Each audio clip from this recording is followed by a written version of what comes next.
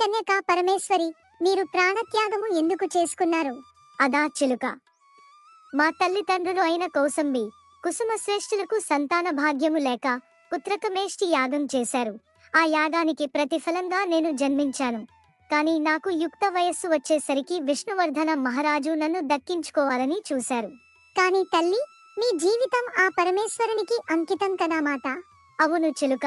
ఆ విషయం చెప్పినా కూడా ఆ విష్ణువర్ధనుడు వినకుండా 4 రోజులు గడువు ఇచ్చాడు.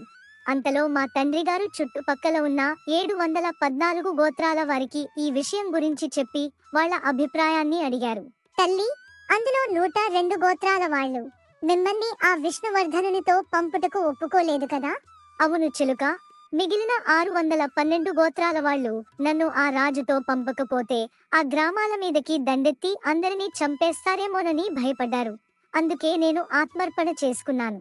మరి ఆ 102 గోత్రాల వారు ఏమీ అనలేదా మాత? మీరు ఆత్మర్పణ చేసుకుంటుంటే వాళ్ళు కూడా నాతో పాటే ఆత్మార్పణ చేసుకున్నారు.